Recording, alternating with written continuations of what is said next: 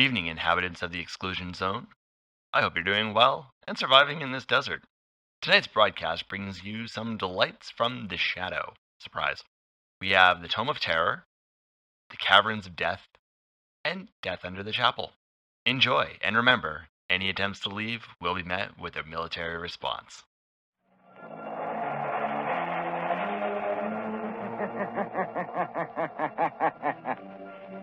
Who knows what evil lurks in the hearts of men? The shadow knows.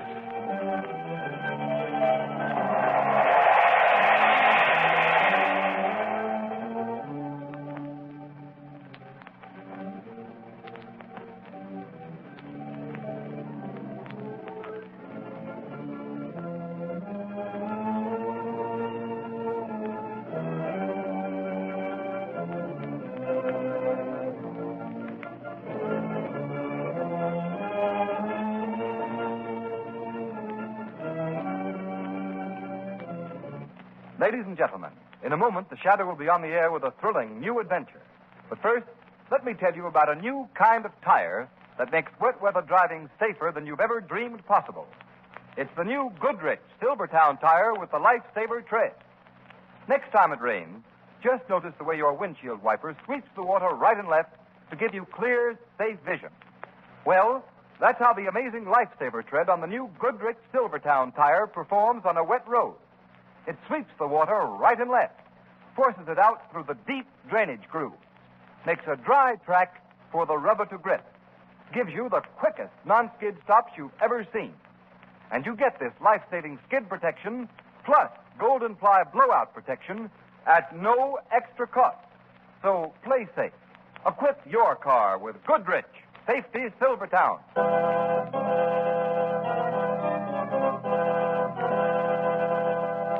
Shadow, Lamont Cranston, a man of wealth, a student of science, and a master of other people's minds, devotes his life to righting wrongs, protecting the innocent, and punishing the guilty. Cranston is known to the underworld as the Shadow. Never seen, only heard. The Shadow's true identity is known only to his constant friend and aide, Margot Lane. Today's story, The Tomb of Terror.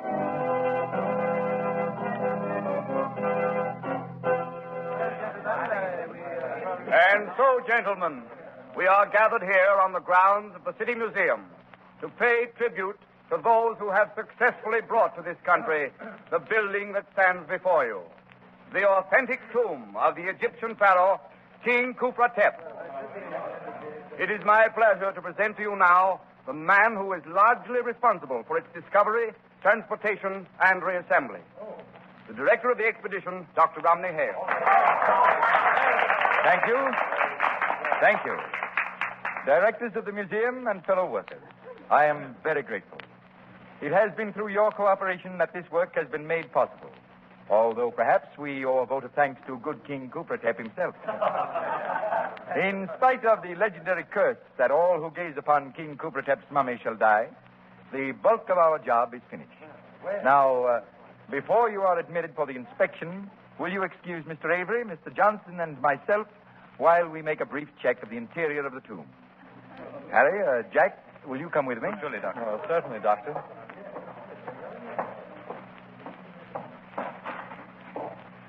Well, gentlemen, how does the place look to you? Why, Doctor, you've done an amazing job. It looks exactly as it did when we first unearthed it in Egypt. Thank you. Would you like to pay your respects to His Majesty? Oh, indeed I would, Doctor. Very well. Will you help me with the lid of the mummy case? Oh, sure. There you are. Khufratep the King, Lord of Egypt. My magnificent face. Yes, wonderfully preserved. We are defying the ancient curse by looking upon that face. Oh, come, Dr. Hale. Surely you don't believe those... Look at the mummy's eyes. Why, that's strange. They seem to glow. Yes, I see it, too. A sort of unearthly light. What is this, Doctor? A trick? No, gentlemen, I give you my word. I don't know what it could be. The light's growing brighter. I don't like this. It's uncanny. Close that case. Let's get out of here, Doctor. I can't understand it. If we hadn't all seen it, I would... Oh! Dr. Hale, what's the matter? Take his arm, Jack. Let's get him outside. Well, did you...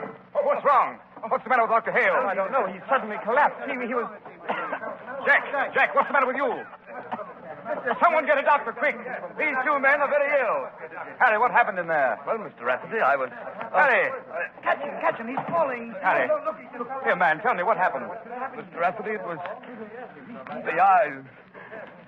The eyes. Yes. It's King Kufretep's curse.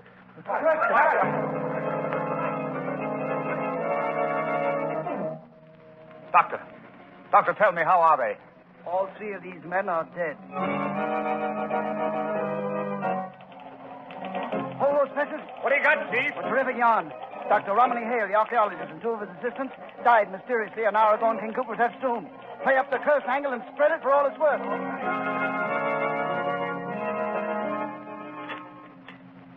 Right, too. Cream on the side. Some of those donuts, too, please. Oh, donuts.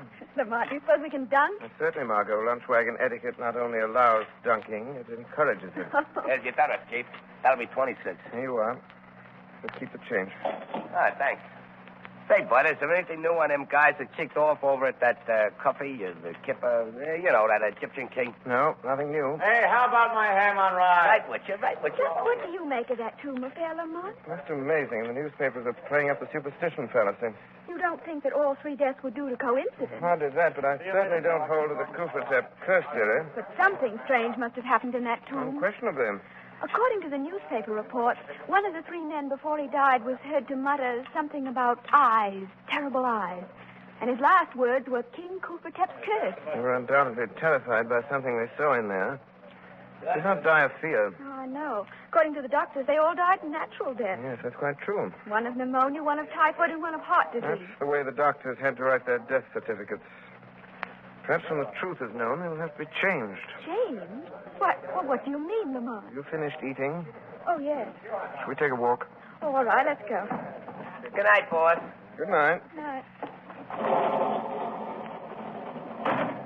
Lamont, what did you mean the death certificates will have to be changed? Three men do not die within seconds of one another of different diseases without a single underlying cause. Oh, that's true. Margot, the mysterious death of those three men has challenged the imagination of the shadow. I must find out the medical details of the deaths of those men. Then you think there's more in it than the papers have printed. I know there is. I can get those details for you. Good. As soon as you have the necessary information, communicate with me. The shadow will await your call.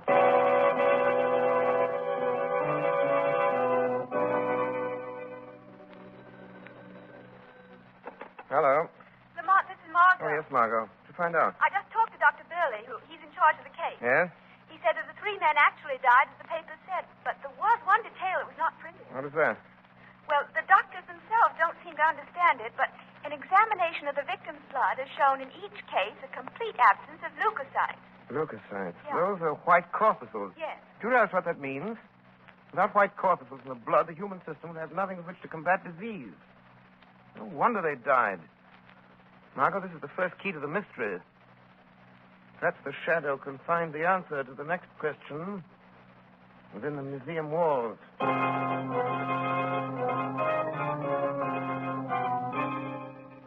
I tell you, we must go through with the public opening of the tomb, as originally planned. But will the public be there? We'll have to take that chance. Gentlemen, I wish we had never started this project. Now, see here, Kent. You've been acting like an old woman about this whole thing. But, Mr. Rafferty, We've poured thousands of dollars of the museum's money into the tomb, and it's up to us to dispel this nonsense about the Kufretep curse. I am not so sure that it is nonsense. Rubbish. Oh, you can't dismiss the fact that three men died. They all died natural death. I wouldn't be too sure about that, Mr. Rafferty. Who's speaking? Who is that? I am called the Shadow. The shadow?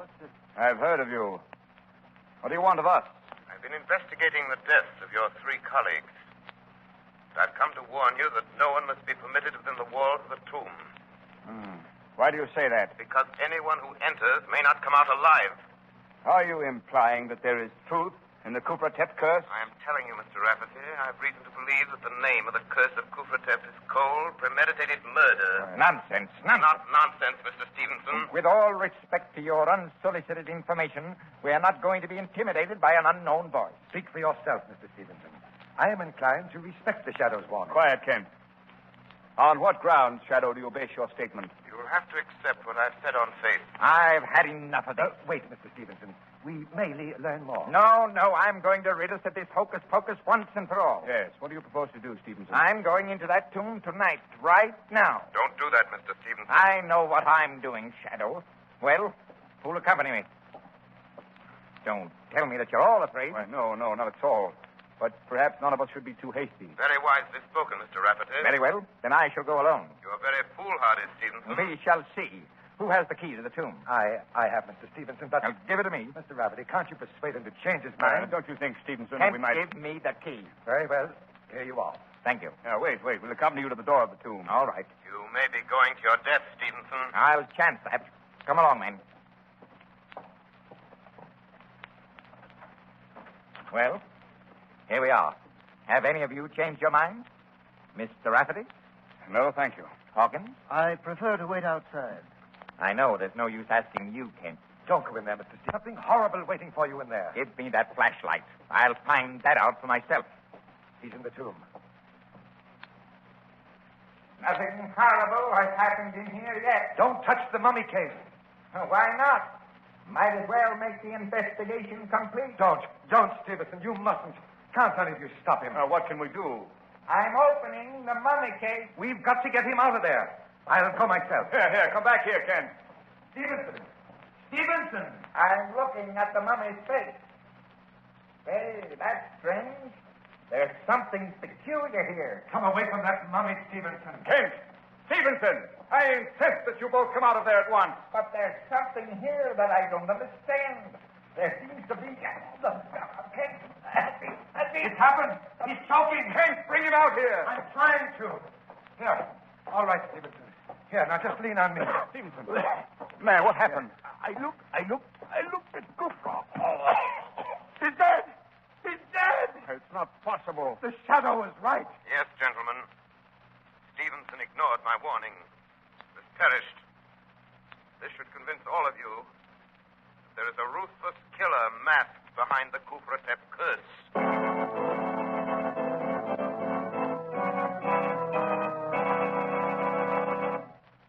Ladies and gentlemen, one warning from the Shadow strikes fear into the hearts of his adversaries.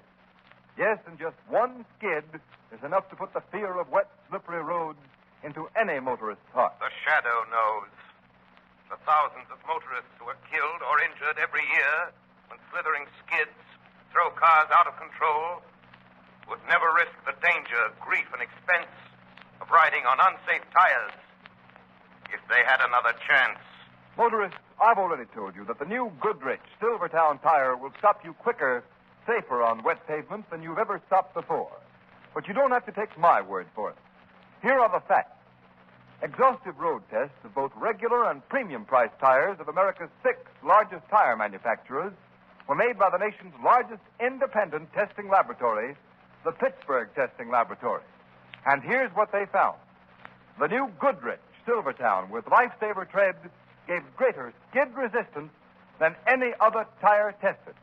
Yes, and that included those tires listed at from 40% to 70% higher in price. The Goodrich Safety Silvertown gave more non-skid mileage than any other tire tested in its own price range. Average 19.1% more miles before the tires wore smooth. That's performance in any car owner's language. The kind of performance that spells safer, more economical driving for you. Remember, there's double protection in these life-saving Goodrich Silvertowns at no extra cost.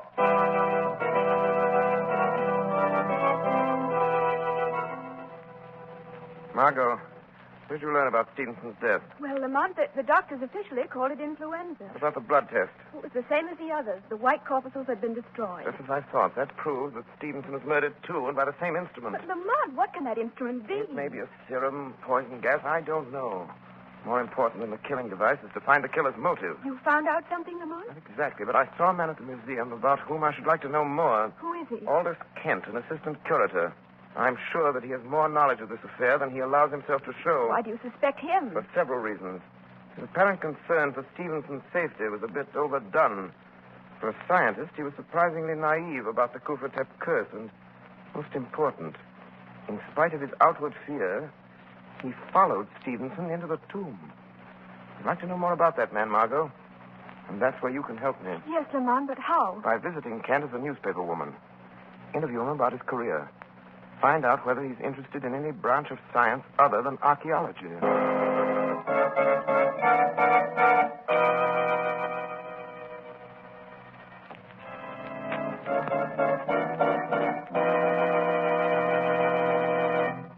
Well, Margot?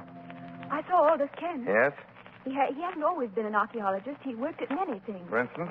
Well, before he went to work for the museum, he was employed as an assistant by Dr. Faber.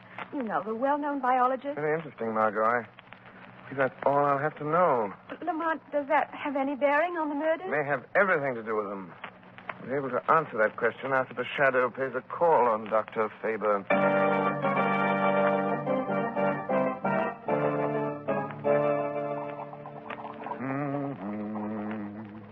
Dr. Faber.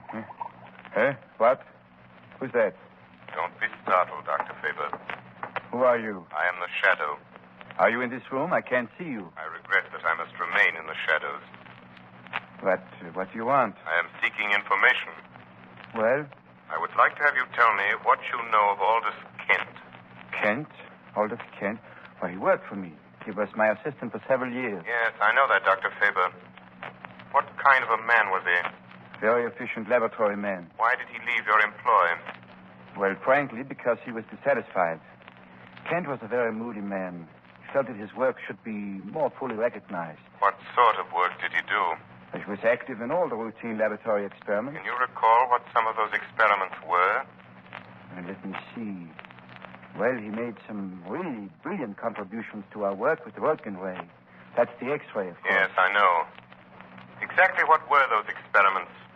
We were varying the ray to determine its effect on animal life. What was that effect? Well, at one stage of the game, it was destructive. We developed a ray that was capable of destroying the white corpuscles in the blood of the laboratory animals. It's enormously interesting, Doctor. Tell me, does such a ray have the same effect on human beings? Oh, yes, it probably does. Thank you, Dr. Faber. You have given me the solution to the mystery of the Kufratep curse.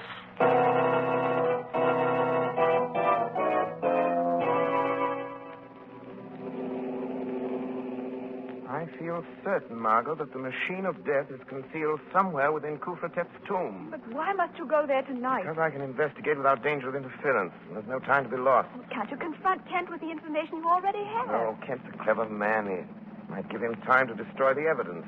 And we could pin nothing on him. Yes, I see. If I can uncover the deadly ray and positively identify Kent with it, he can be tricked into capture. Here's the museum. I'll turn in this driveway. It's a precaution. I'll switch off the headlights. Lamont, I hate to have you going into that tomb alone. It's an eerie-looking place. No, nothing will happen to me. Yes, that's what the others thought. The others weren't aware of the real danger as I am. Hand me the flashlight, Margot. Here you are. Thank you. Wait, what's that over there among the trees? Appears to be someone carrying a lantern. It's approaching the tomb. Lamont, who can it be? Wait. I think I recognize him. Yes. It's the old watchman. Oh. Shall you wait now until he goes? I'm not sure that he's going. He seems to be entering the tomb. Lamont, isn't it strange after all that's happened that he should dare to enter there alone? Very strange, and I'm going to find out why. Won't need this flashlight, Margot. What are you going to do? It is the Shadow who will enter that tomb for a little conversation with the old watchman. Shall I wait for him? No. Take the car and return home. Stand by for the shortwave wireless. I may need your help in communicating a message of vital importance.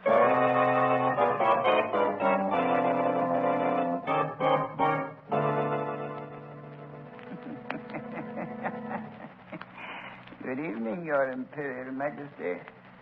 I've come again to see that you are resting well. Your work is nearly done. Only one more to gaze into your eyes. And then the vengeance is complete. You have served me well. Who speaks? Who indeed would speak within the resting place of the king. Are you the... Yes. is I, Khufratep, Pharaoh of Egypt. Oh, Your Majesty. Rise up. You need not kneel in my presence. Yes. Yes, Your Highness. Do not tremble. You have nothing to fear. You are not angry? Angry? Why should I be angry toward one who serves my interests? I have come to reward you. To reward me? Yes. But first, I must have an accounting. Well, what do you mean? You must tell me how you brought death to the defilers of my tomb by the curse which bears my name. Oh, the credit is not mine, Your Majesty. Whose then? Aldous Kent. Aldous Kent? Why should he concern himself with me? It is not your vengeance alone that he seeks, but his own as well, and mine. Kent is a great man, but no one would recognize him. They keep him slaving in the museum day after day, doing all the real work. Well, some others get the glory, just as they did to me. And now he's evening his score. Hale, Avery, Johnson, Stevenson, all those have paid for their stolen fame. But one more must die. Hawkins. And then Kent will achieve the position that is rightfully his. Do you know how Kent destroyed those men? Of course. I helped him, Your Majesty. Yeah, it was clever. So clever. They all scoffed at the legend of your curse, but it was really you who killed them. I killed them? Yeah, no one would dream that within your mummy there lies concealed the generator of the ray. What ray? The ray that shines from your eyes and destroys all who look upon you. Show me how this is done. It's so easy, Your Majesty. Here. Hidden here in the wall is a switch. You see? It is thrown like this. Then whoever approaches the mummy case, as I'm doing, and lifts the lid, so, and gazes into your eyes, the gleam of death shines upon them. Oh, what have I done? I didn't mean to look. I couldn't. Save me. Save me. I cannot save you. Your own evil knowledge has destroyed you. But by your death, you have pointed the way to Aldous Kent's undoing.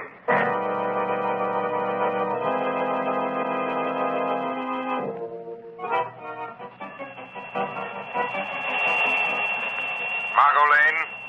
Calling Margot Lane. Calling Margot Lane. Communicate with Rafferty, the director of the museum, at once. Tell him to arrange the public opening of the tomb tomorrow at Strand. Be sure that both Kent and Hawkins will be there. This is important. Margot, tell Rafferty that he must follow my directions implicitly. A man's life is at stake.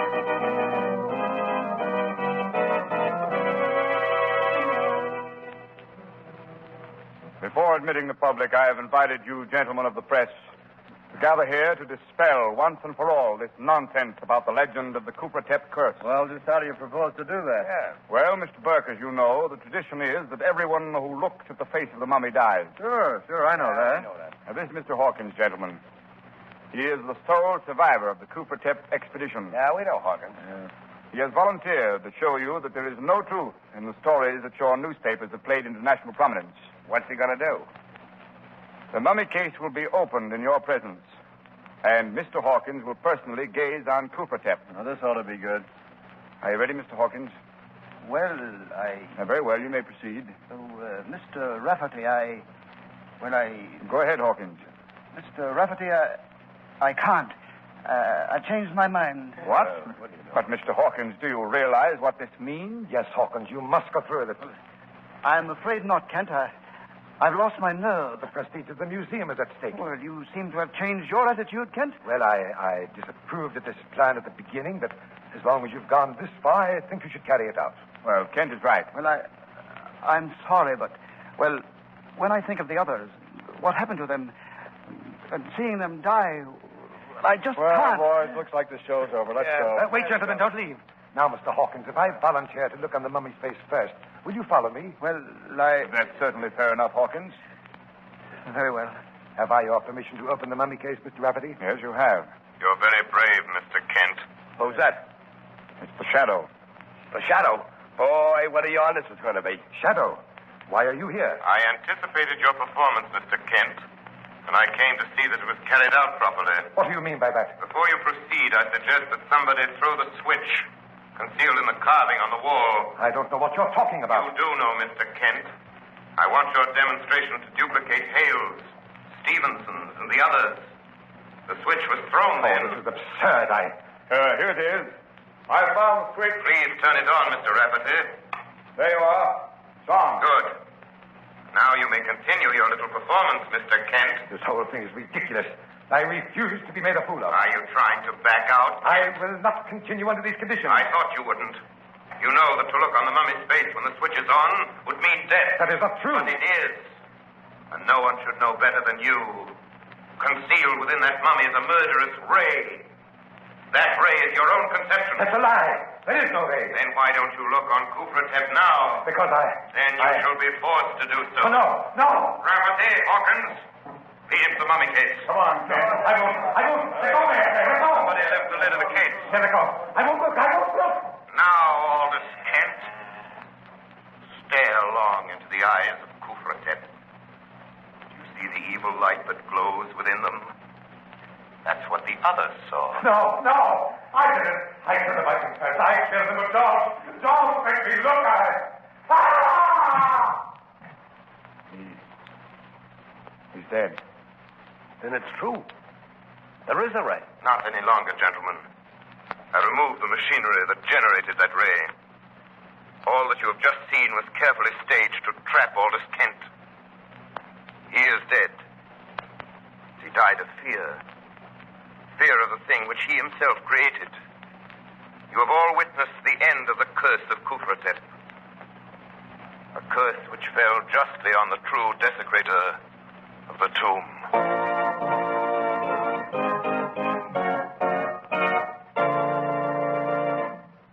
You have been listening to a dramatized version of one of the many copyrighted stories which appear in the Shadow magazine, now on sale at your local newsstand.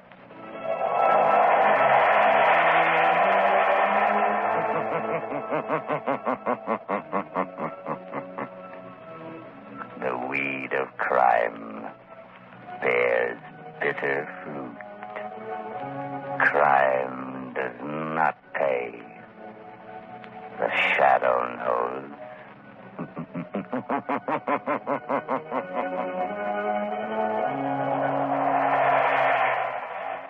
All the characters and all the places named are fictitious. Any similarity to persons living or dead is purely coincidental.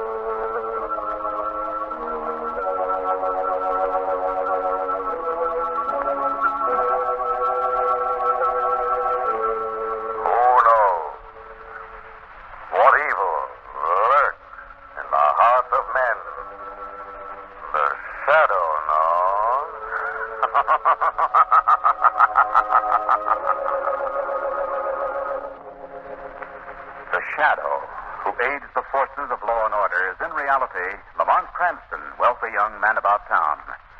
Years ago in the Orient, Cranston learned a strange and mysterious secret. The hypnotic power to cloud men's minds so they cannot see him. Cranston's friend and companion, the lovely Margot Lane, is the only person who knows to whom the voice of the invisible shadow belongs. Today's story, The Caverns of Death.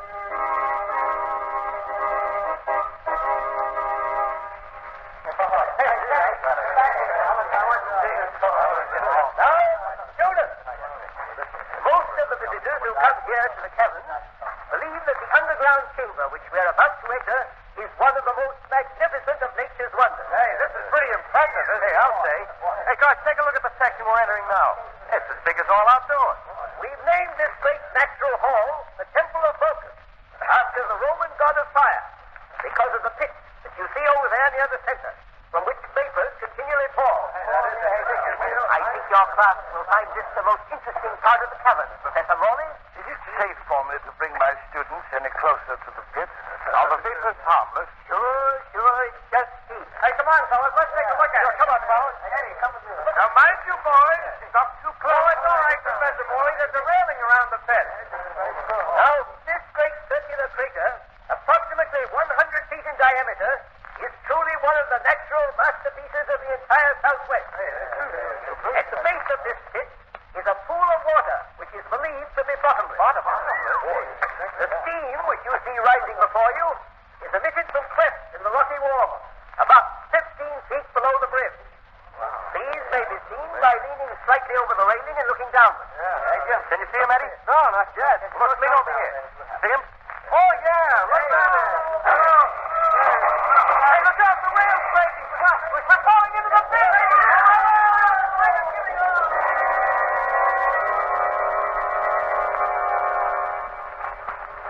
Hurry. Please, hurry. We're doing everything we can, Professor Morley. Oh, this is horrible. Horrible. My entire class, 17 fine young men, are down at the bottom of that pit. I don't know whether they're alive or dead. Now, take it easy. There's still hope. There ain't no bodies come up yet. Oh, but the rescue party's been down there for over an hour. There ought to be some word. It takes a long time to drag the pool, you know. Oh, here comes one of the rescue squad now. Hey, Harry, what's happened down there? Yes. What's the news? We dragged the pool up, down, and over again. Yes? There wasn't one single body to be found.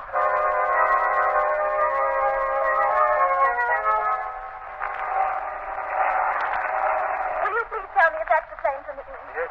Thank you. How'd you do, Miss Lane? Oh, Professor Morley, I'm so sorry. I heard about the dreadful thing that happened yesterday. I can't tell you how badly I feel. Oh, it's horrible. Inconceivable. I still can't believe it's true. Has there been any further word of the boys? No, none have been found. Not even their bodies. That's what makes it so horrible. I can't understand It's all my fault. I should never have taken them to the caverns. You mustn't blame yourself, Professor. You couldn't foresee the danger. How am I going to face the parents of those poor boys? I know. It's sad for everyone. Some of the parents who are arriving on this train has just landed. Will you excuse me? I must meet them. Certainly, Professor. I'm expecting a friend on this train myself. Good day, Miss Lane. Good day. Oh, Margot. Lamont. Oh, Lamont. How are you, Margot? I'm disgustingly healthy. Must be this mountain air. So nice to see you. Oh, I'm glad you were able to come out. I know you'll just love the club. I'm sure that...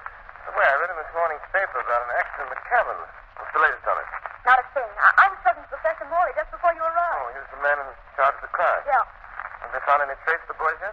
None. Here's the car. Get in. Will you drive? Certainly. Follow the road to the left. It leads straight to the club. Are Caverns on the same road? Yes, they are. Why did you ask? I thought we might stop and take a look at them. Lamont, what's your purpose in stopping? I know you too well to think it's morbid curiosity. There are several things about this accident that I'd like to understand more fully. What things, Lamont? I wonder if anyone has taken the trouble to find out exactly how those young men fell into the pit. Well, yes, of course. The railing broke and the rim of the crater gave way. But isn't that rim solid rock? Yes, I think so. How strange this has collapsed, don't you think? Well, I hadn't thought of that. Even more important, why hasn't any trace of those young men been found? Well, they're supposed to have fallen into a bottomless pool. Strange pool that refuses to give up its dead. There must be something mysterious about that pit, Margot, and when we reach the caverns, I intend to find out what it is.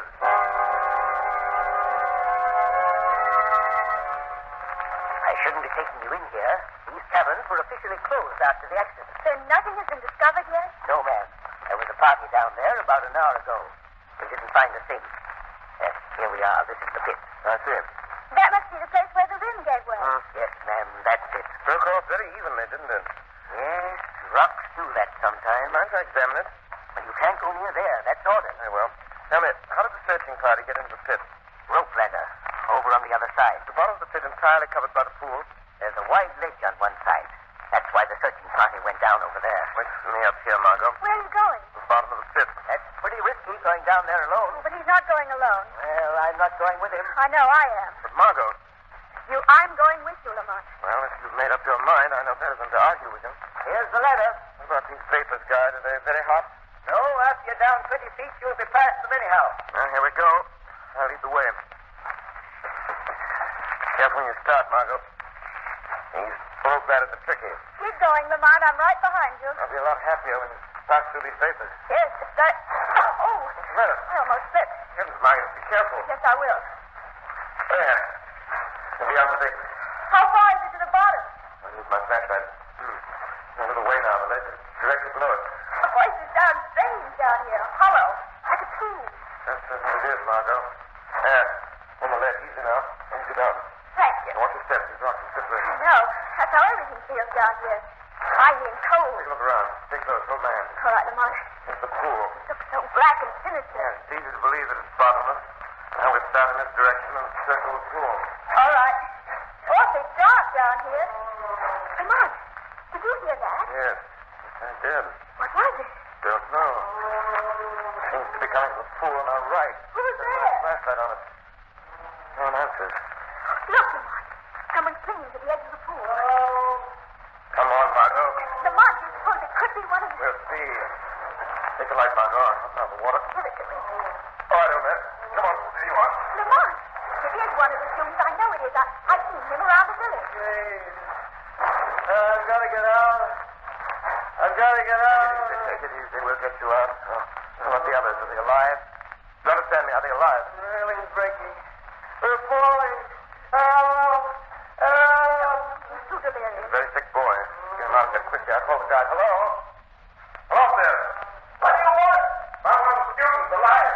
You lower room. You're there. Get down. This is Margot while I try to turn this up. Lamont, where did he come from? And what are the others? No one. Boy, it's better perhaps you can tell us there. Boys on! Away! Coming up. And this. Don't let him swing against the wall. And him all right. Easy. Better climb out again, rush that boy to a hospital. All right, he must be almost at the top by now. Look out! Look out below! The wall is breaking. Stand back, Margot. Oh, Struck the rocket. There isn't much we can do. Lamont, is it? He's dead. How dreadful. Why did that rope break? That rope did not break, Margot. See? It was cut. Yes. Someone up there was afraid of what this boy might say. Now I'm sure, Margot, that this is a case for the shadow.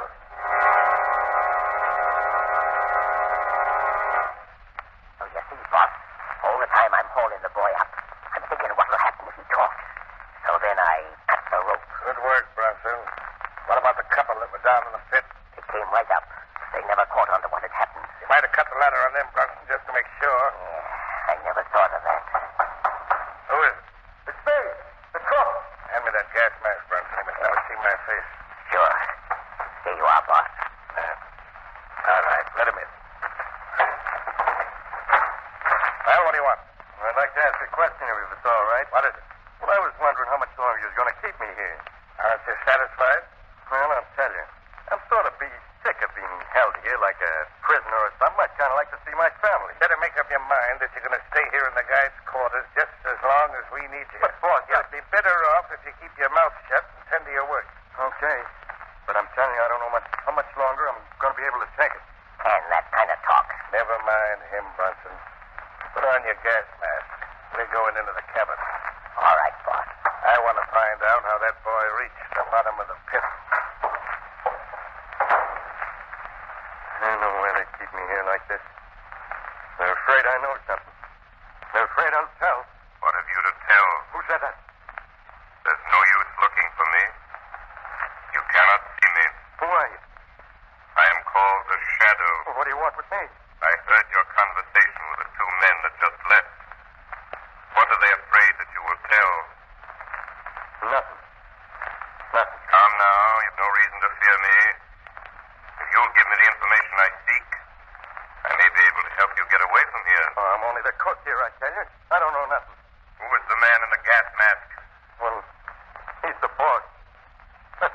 I never seen his face. Why does he wear the mask? They always wear masks when they go to the lower level of the cabin. Lower level? Then there's more to the caverns than the public has viewed. Sure, that's where the... Hey, I told you I don't know nothing. You must realize that you will never leave this place alive unless I help you. And you help me. Well, maybe you're right. You know I am. Now, what about those boys? Are they alive or dead? I don't know. But when they fell, it wasn't no accident. Somewhere in the wall of that pit, there's a stick. Oh, I knew I shouldn't have told. He's dead. Yes. And that, Mr. Shadow, is all that you're going to hear. I presume that you are the man they call the boss. That's right, Shadow. We're meeting on equal terms. Although I can't see you, I, too, am getting safe behind this wall. What happened to those boys? That's my affair, Shadow. And I advise you to keep out of it. That dead man on the floor is proof that I mean business. I regard that as a challenge. From now on, it is war between us. I promise to save those young men and bring you and your gang to justice.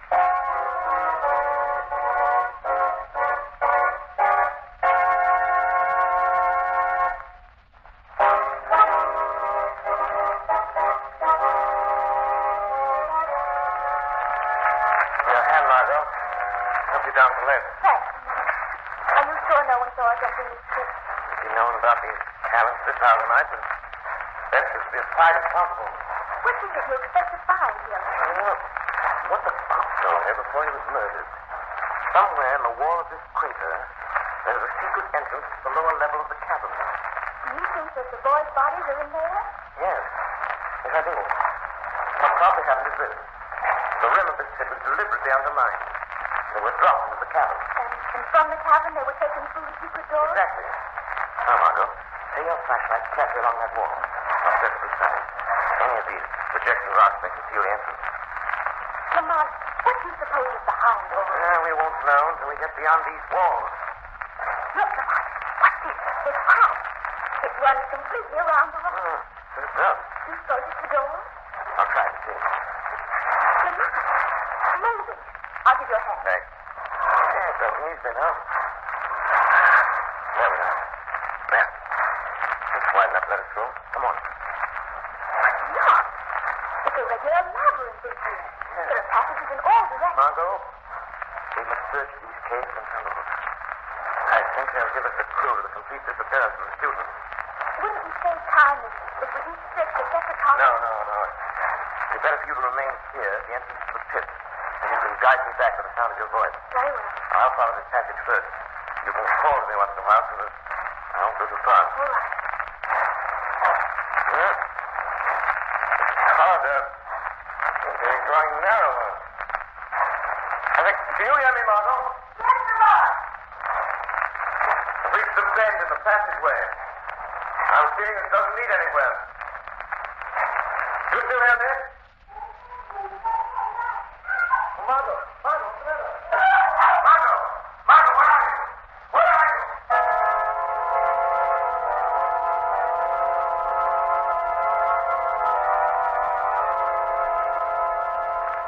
What do you think we should do with her, boss? For the present, we'll lock her in the vault. Wouldn't she be safer out of the way? We'll tend to that later. You can't leave me locked in this awful place. In with you. No. Lock the door, Bronson. What about the man that was with her? We get him now. You start looking for the girl and get lost. Pick him up in one of the corridors. Come on. Margot. Lamont, you're here. Yes. I'm just outside the door of the vault. There's a shadow. They go to look for you. I know. One of them was the dog. The other was the man they called the boss. Did they harm you? No. But if they find you, I think they will put you to both. We won't give them that opportunity. Get you out of here at once. We may meet them in the corridor. Not if we proceed carefully. Walk straight down the passageway. Stay close to the wall. I'll be right beside you. Did you discover anything? No. Now, I've been too concerned with finding you. Soon you're out of here on the deck quickly. That's what they are. Quick. Hide behind this rock. Don't move. Can't waste much more time looking for him. Yeah. He'll never find his way out. Well, let him go for now. There's something more important to the transfer of the mine. All right, Margot. He's gone. This corridor leads up directly outdoors. Follow it. You'll come out within 100 yards of the car. Aren't you coming with me? No, I must follow them. Didn't you hear them speak about the mine? Yes. That may be our clue to the whereabouts of the missing boy. Do be careful, Lamont. These men are dangerous. They stop at nothing. There's something I want you to do, Margot. As soon as you reach the village, communicate with the police and bring them back here. I may need their help. All right. Goodbye, Lamont. Good luck.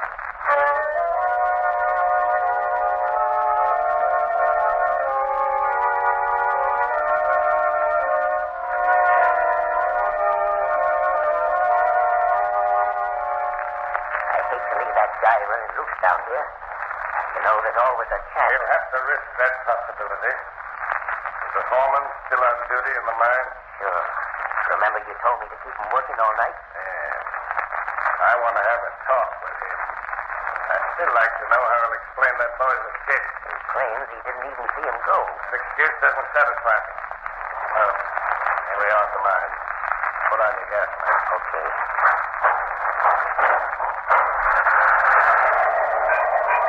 Hello, boys. Hello, Boston. What luck you been having, Captain? Here's a couple we dug out about an hour ago. Let me see them. Boy, they'll be beautiful rubies with that cut. Yeah. And to think that no one but us knows this magnificent gem can be found. I've had a hard time keeping the students from dropping them at tracks. You know, they've been working steady for 18 hours. And they must keep on working. This is the last night. Hurry them up. Well, they're working as fast as they can. After all, if we took our masks off and breathed the gas in this mine for a while, we'd be slowed up, too. I think I can make them up. Hand me that whip. No, boys. Don't hit the boys. They're half dead now. Hand me that whip. Now look a little lively. Come on, dig in there, you.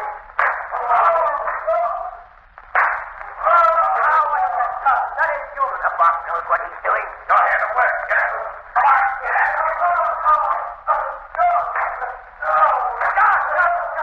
I can't watch this anymore. Maybe I am. Yeah. Well, this is a good time to ask you how that boy escaped to the pit. Did you let him go? No, but that's a good idea. I'd like to let them all go. We treated these poor students worse than the lowest animals. We got to breathe in this gas which destroys their willpower. We're working them like slaves day and night. I'm not going on. We're murder. That's it, see? This is murder. You're right, Gaffney. It is murder. That's exactly what I plan to do when I'm through using him. No, you won't. Don't forget, I know who you really are. If I should tell you, Would you? You'll never tell. You'll never have a chance. You'll die right here with the others. Do you hear? You're going to die. He's unconscious, boss. Shall I finish him off? No. No, that's it. Then use it. When it comes to take off his gas mask, put him to work for the others. Good. Let me look at those rupees again. Here you are. After tonight's work, we'll have enough of these priceless gems to live in luxury for the rest of our lives. After tonight, you live in the penitentiary for the rest of your life. What's that? So it's you, Chapl. Yes. I've finally caught up with you, Mr. Boss. Who is he? Where is he? He hides. It's the shadow. He's too cowardly to show himself. A man with your record of treachery and murder should never mention cowardice. What do you expect to gain, Shadow, by meddling with my affairs? I'm here in the interest of justice. I demand the release of those young men. Oh. You're ridiculous. I'm not bluffing. Does he think we're going to give up all we've been working for? If he does, he's mistaken. Just how do you think you can stop us, Shadow? I've dealt with men like you before. I have my own methods. The police are on their way here now. When they arrive, I promise to deliver you into their hands. Very confident, aren't you? I am. There are a few details that you've overlooked. chamber is filled with a gas that destroys the willpower. In a few minutes, you will feel its effect, and we will be able to see you. I feel its effect.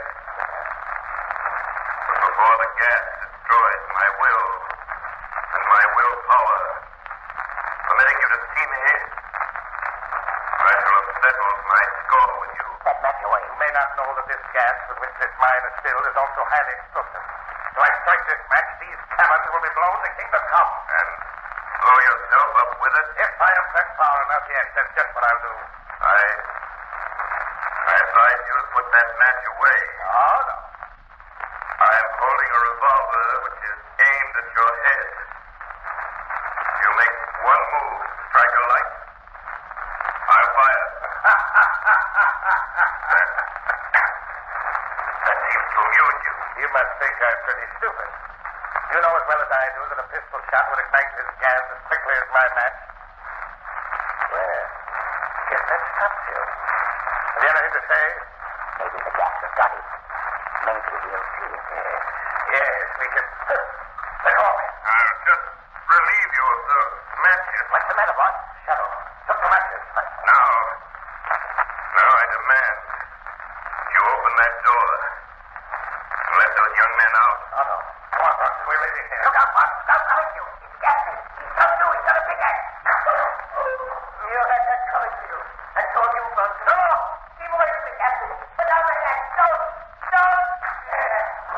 That settles my score with you, Bronson. And you too, Professor Morley. Professor Morley? You mean... Yeah. That's who the boss really is. I see. That ties in with the disappearance of those boys. How did all this come about? Morley discovered this mine a year ago. He and Bronson planned the kidnapping of those boys.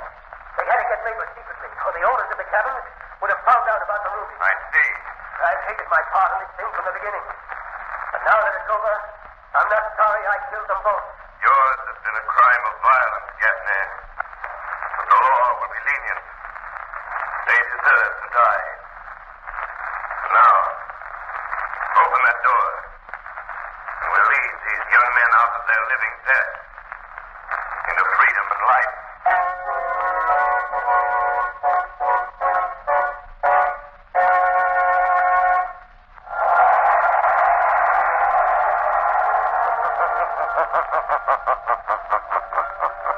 The weed of crime bears bitter fruit. Crime does not pay. The shadow knows.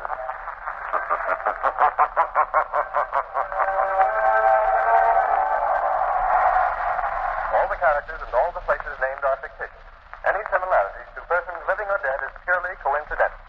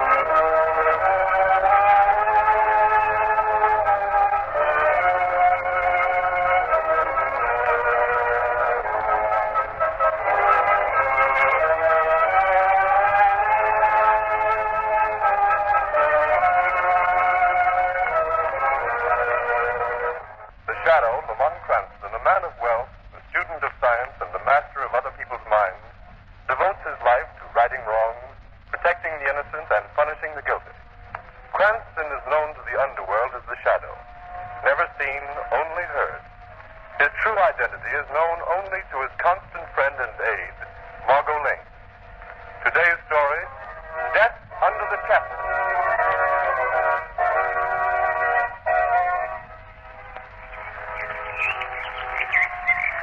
Isn't it time we started on, Lamont? Huh? I beg your pardon, Margot. I've been daydreaming. I say it's been lovely having tea in this old garden, but after all, you're supposed to go to that faculty reception tonight. That's right. Mind me, I'm nearly an old grad. Before you brought me to my senses, I was back in college days again. Come here a lot when I was in school. A few of us would get together on spring evenings and talk Oriental philosophy till all hours. We'd carry Professor Kalima in here to this table. Carry him? Yes, his legs are shriveled. Shriveled? It's utterly useless. His arms are slightly affected, too. Sounds absolutely grotesque. Yes, he's not very pleasant to look at. The only way he could get from place to place was to have a servant carry him like a baby. I want you to meet him. I'm not sure I care to. How could a sinister person like that ever become a professor? I admit some of his ideas are unusual, but he's a brilliant scholar. Paper, mister? Yes, please. Here you are, son. Oh, gee, thanks, mister. Thanks a lot. What paper is it, anyway? Local daily. Here you are. Oh, dear. What's up? Young Bobby Spence. He killed himself. Spence? Yes, Bobby was a student here. Let's see what it says. Majored in philosophy. He would have graduated with highest honors in 2 days. Was found lying dead in his room this morning. Oh. Does it say why he did it? He left a note behind him, but the authorities have suppressed it. I wonder why he wants to take his own life. Go to the campus, Margot. Possibly we'll find the answer to that question there.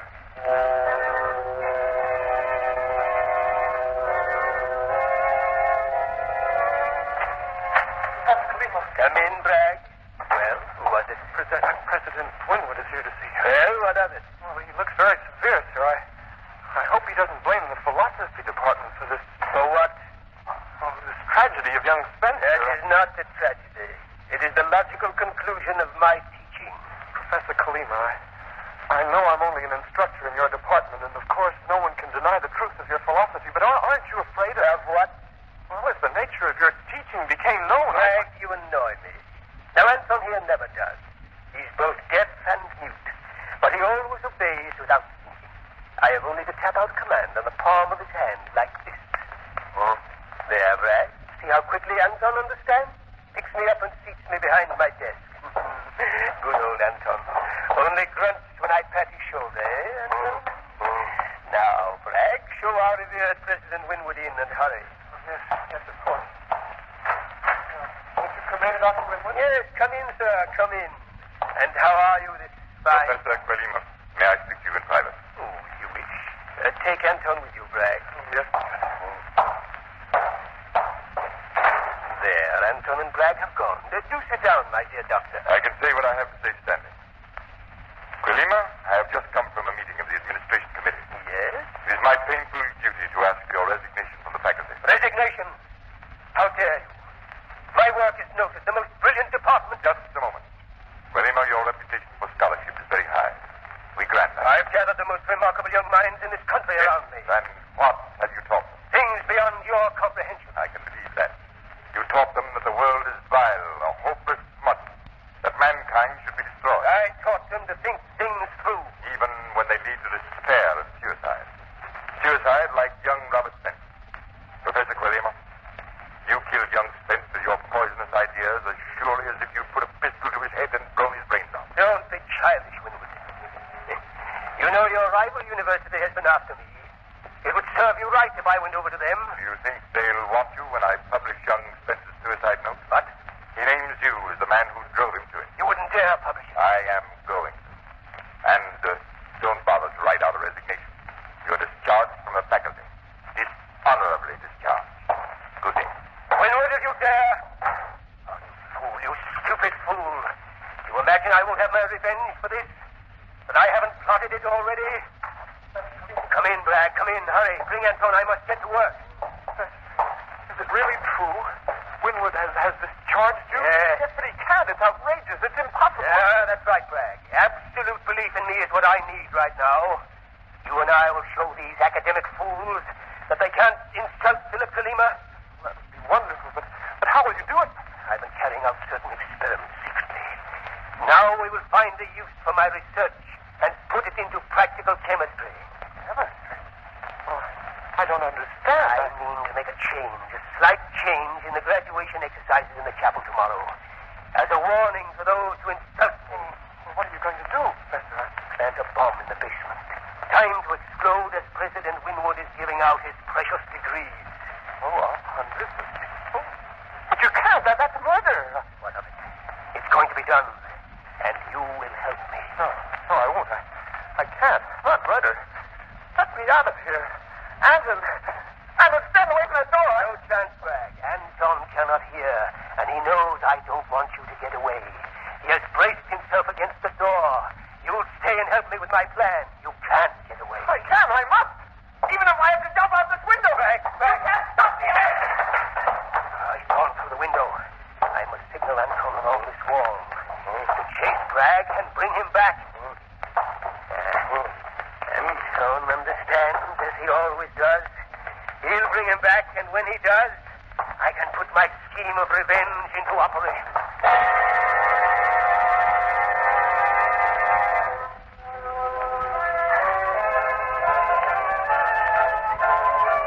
Good evening, Dr. Winwood. Why, Lamont Cranston, my dear boy, I'm delighted to see you. Margot, may I present Dr. Winwood, President of the University, Miss Lane? I'm very pleased. Thank you, Doctor.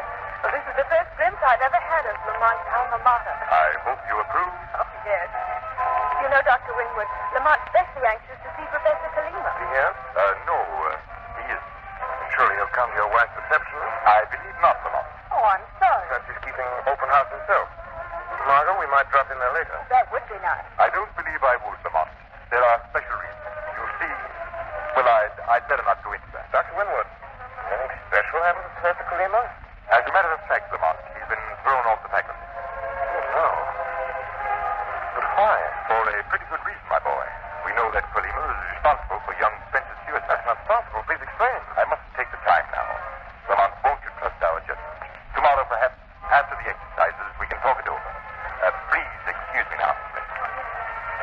Lamont, what is this mystery? Must be some mistake. Come along quickly. Wait, Lamont, where are we going? See Kalima to offer him my help.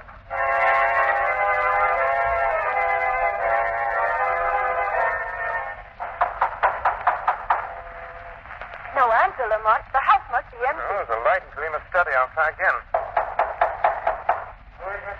Did you hear that voice? Yes, Professor Kalima. Why doesn't he come? Well, it must be out. Remember, Kalima can't move alone. Oh, I see. Let's go in. Yes, the door's unlocked. Who's there? An old friend, Professor. A friend? I'm coming in. Come along, Margot. What do you wish of me? Professor, I've come to... Don't you remember me? Lamont Cranston. This is my friend, Margot Lane. What do you want? I wanted to see you, to talk with you. Perhaps, Professor Kalima, perhaps I can help you. I don't need help. It is the world that needs help now. Now that it has dared to defy me. I don't understand. How could you understand? I've heard you're in trouble and you're here alone. Why did your servant leave you this way? He's carrying out an order for me. I wish I could see old Mac again. Mac is not with me now. I have a better servant, Anton. You could hardly find a better man than Mac was. Ah, but I have a much better one. You see, Anton is a deaf mute. A deaf? Yes, young lady. He cannot speak a word. That means my secrets are all safe with him. And he's very strong and obedient. But how can you speak to him, Professor? Oh, you would be amused by that, Cranston. You always liked oddities. If Anton is beside me, I tap a message into the palm of his hand. If he's across the table, he puts out his palm, puts it down, and feels me tapping like this. Or even if Anton is leaning against a wall and I tap on it, he understands my message. Very clever and convenient. No, but that's nothing. I've grown much cleverer since you knew me, Cranston. I am now wiser than all the rest of mankind put together. Since they defy me, I'm going to punish them. Tell me all about this punishment you're planning. No, my friend. I'm not to be led into a trap that easily. If you wish to escape, take this pretty girl with you and go. Run away before it's too late. No, I can't do that. I won't. Then stay, you fool, and see what happens to you. Once I felt a silly affection for you, but there's no room for affection in the world. I'm going to rule. Go. Go quickly, go. Yes, Professor Kulima, I see that we must obey you. We shall go immediately. If you command. That's wise. That's very wise. You are always the shrewdest of my pupils. Now go and close the door up. That brilliant mind is gone. Kulima's genius has twisted his mind into dangerous channels. Lucky he can't move, can't harm anyone. I'm not so sure. There's method in this madness. He's up to mischief, and I must find out what his plan is. I must. But how? How can you? By staying with him. Not leaving this house until I learn his plot. He's driven you away once, he'll do it again. No, Margot, because I'm going back to him later as the Shadow.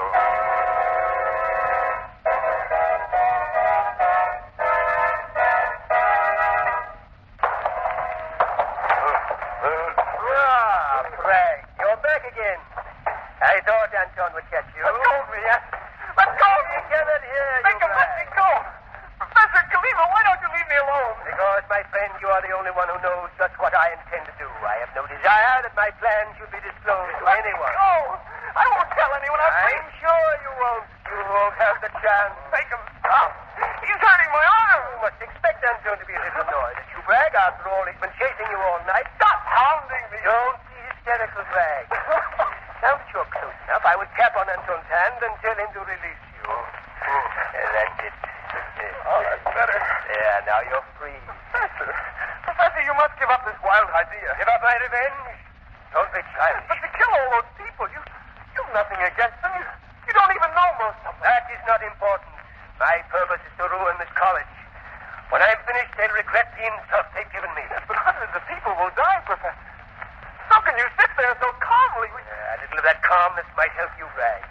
If you get excited, you might attempt to run away again, and that would be most unfortunate.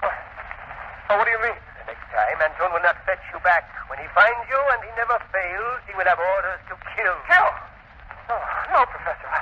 I won't run. Honestly, That is wise, my friend. Professor, listen, I've been your friend, your assistant. I know you're a great man, but... Isn't there's some other way of punishing your enemies? My way is best, Bragg. We will not discuss the question. Another word, and I'll have Anton quiet. No, don't do that. Don't be alarmed. I'm only tapping Anton to tell him to pick me up. You see how easily he carries me, Bragg? Anton is very strong. He could snap your neck in a moment. Yes, I know that. We're going to lock you in here, Bragg. Anton and I will be back shortly.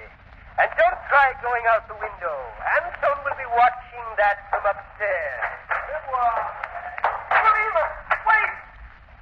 Oh, what am I going to do? I can tell you, Mr. Bragg. Who spoke? I did, Mr. Bragg. Yes, but there's no one here except me. The room's empty. No, I am here in the shadows, Mr. Bragg. I've been here all along. Well, then you heard. You know the plot. Not all of it. Tell me, what is this plan of Philip Kulima's? No, I can't tell Don't you. be afraid. Even if you can't see me, I'm here to help you. Believe me. I can't tell you. It's too terrible. What is terrible? Kulima's plan. No, I can't tell. Anton would kill me. Kulima will make him do it. Mr. Bragg, you must tell me. What is Philip Kulima planning to do? No, you're all hounding me. Stop. Bragg, you must tell me. You spoke of death, of hundreds dying. You want those deaths on your conscience? No, I then don't. Speak then. Who will die? What is Kulima planning? Anton will... There's no time to waste. Remember, only you can save hundreds of lives. You must tell me. Yes, I'll tell. Good. It's the chapel. Kulima is planning to blow up the chapel. Are you sure? Yes. During the commencement exercises, he has the bomb already. You must stop him. Don't worry, I shall. But we're locked up here. How can you... Hush. I'm coming back. Bragg, who are you talking to? Who's in this room? Why, The truth, or do you want Anton to force it out of you? No. Well, there was a man here, but you can't see him. And you can't see? Yes. He was just a voice. You gone mad? I don't know. What? That was a voice? Are you here, voice? Answer me, voice! You fool. Well, we shall lock you and your crazy idea up together. Come, Anton. Professor, don't leave me here. Please, I can't stand it.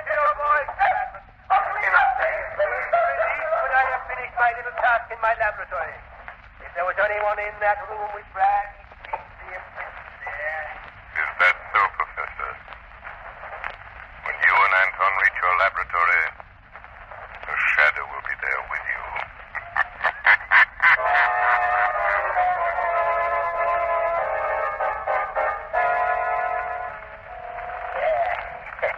There, Anton, it is set and ready. How do you like the lovely toy you made here in our laboratory? It makes you grin, eh? Even though you can't hear me, you know I am pleased. Good old Anton. If you knew that this is a bomb, Anton, you might not be so pleased. Professor Colima. What? Who's there? Who spoke? I did, Professor. Men call me the Shadow. What? Where are you? Here, you cannot see me, but I'm in this room. Oh, Bragg was right. You are the voice that can't be seen. Yes, Professor, and I come to warn you. I've learned about your plan. It will fail. You underestimate my power, Shadow. Your servant seems disturbed, Professor. He is asking about you, Shadow. Anton wants to know with whom I am talking. But I won't tell him you are here. Anton might be frightened. You are not frightened, Professor. I am not a child, Shadow. I do not know. I don't know how you work this trick of invisibility. But it's not important. It may destroy your murderous plan. That is a bluff, magician. Nothing can stop my revenge. I will warn President Winwood to stop the exercises. Go ahead. No one will believe that wild tale about an explosion. And anyway, it's too late. In a few minutes, the graduates will march into the chapel. Colima, you will fail. No, Shadow. You are the one who will fail. My plan will work to perfection. You cannot stop me from leaving my laboratory here because if you try, I'll drop this little clock here. And both you and I will be blasted into nothingness. Even so, Professor Colima, there will come a time when you won't escape from the shadow.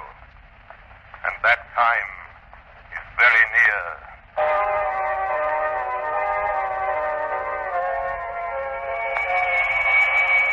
Shadow calling Margot Lane. Shadow calling Margot.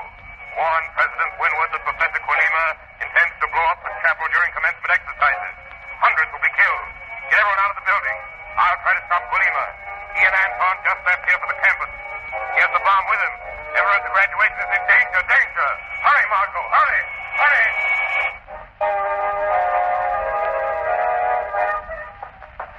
Hey, just a minute, miss.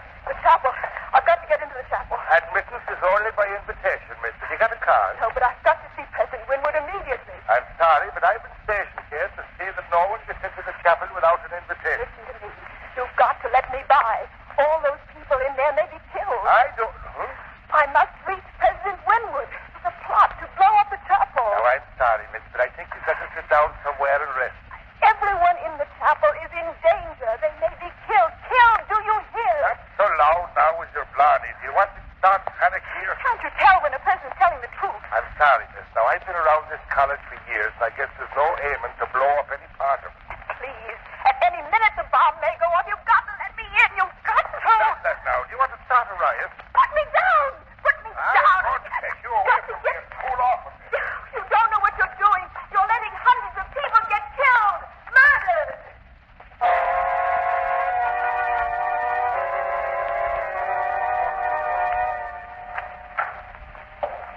Wait, Anton, stop. I must lock the basement door. Somebody might come in from the chapel over us. And we can't afford to be discovered, can we, my dear Anton? There. Listen. Starting the commencement exercises. But you can't hear the music, Anton. Never mind. It won't last long. Professor Colima, you didn't lock the shadow out.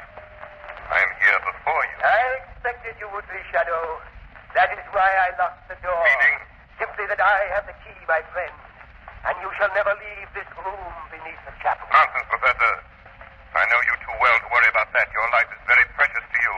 You have no intention of losing it in this explosion. There is no necessity, Shadow. I shall be far away when those fools upstairs are smashed into eternity. When you leave, I shall simply shut off the bomb. You are mistaken there, Shadow. When I leave, you will be dead. I am going to tell Anton to kill you. It's a silly threat.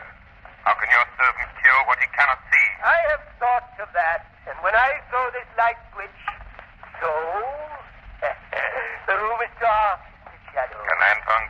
better in the darkness than I can. He does not have to see better, Shadow. But Anton will be able to see as well as you. You will not see him, and your being invisible will not help you. Your trick will not frighten Anton now. No? No, Shadow. Anton will find you, and with his strength, he will break you like a snapstick. Don't be so sure, Kalima. I have planned it well, Shadow. The door is locked. You cannot escape. The room is tiny. Anton is bound to catch you. Others have tried to trap the shadow. But I have done it. You hear me tapping on Anton's hand? I'm telling him there is a man here in the darkness ordering him to search for you, Shadow. To put me down and kill my enemy. Anton is very angry with you, Shadow. You hear, Shadow? I hear. I've been very clever, Shadow. Anton has placed me in the middle of the room so that I shan't get in the way of his groping for you. There. He has started his search. It's coming toward you, Shadow. You think so, Kalima? Thank you for speaking, Shadow. I have pushed Anton toward the sound of your voice. You hear him coming toward you, Shadow? Anton will find you, and then you will die. If that bomb goes off, we will all be killed. There is plenty of time. You will not talk long with Anton's fingers around your throat. Your man is rather slow, Kalima. Slow, Shadow, but sure. Nothing can save you. Nothing? There. He has reached the wall. Now, Shadow, he will hurl you back into your corner. It is not over yet. Are you prepared to die, Shadow? Listen, Shadow. Moving along the wall.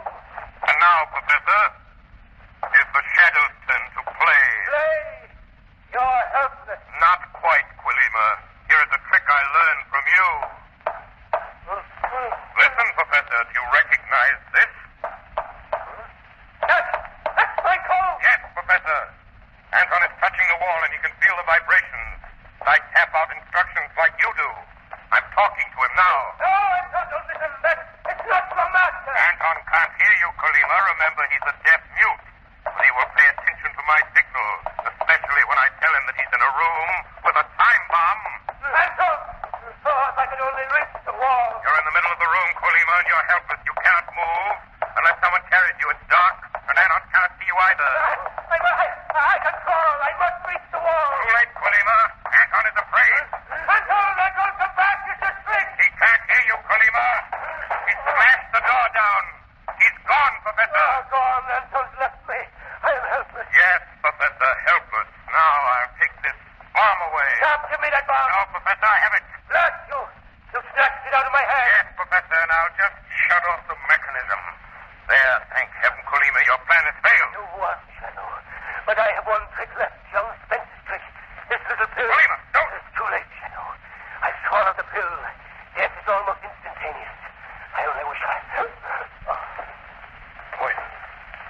Poison, I can smell it. The most deadly poison known. So, Professor Kalima has killed himself. A brilliant mind. Too brilliant. His dreams of power and revenge upon those who thwarted them unbalanced it and drove him to crime. No matter what the cause, crime is a boomerang that returns to punish the guilty ones who set it in motion.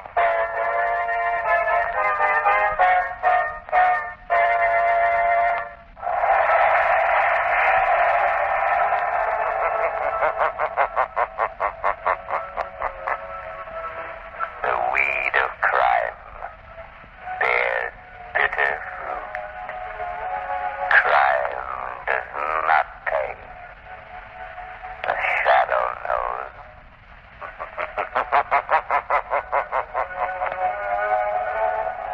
All the characters and all the places named are fictitious. Any similarity to persons living or dead is purely coincidental. Oh, the days come to end now. Work's all done. Let's take a bow. Smiles and joy on every face. It's time to leave this happy place. Packed our gears and locked the door. Running free just like before. Rising high as the stars above. In work we find a piece of love.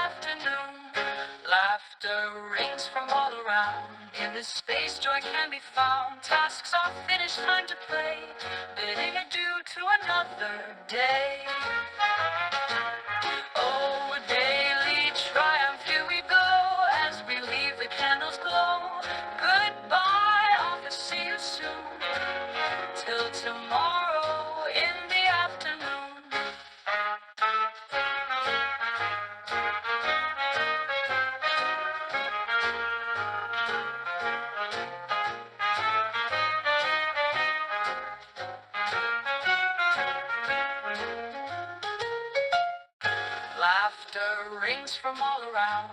In this space, joy can be found. Tasks are finished, time to play. Bidding adieu to another day. Oh, daily triumph, here we go. As we leave, the candles glow. Goodbye, Arthur, see you soon. Till tomorrow in the afternoon. Laughter, rest, and time to dream. In the stars our hearts will gleam. Count the moments, count the smiles. We'll be back in just a while.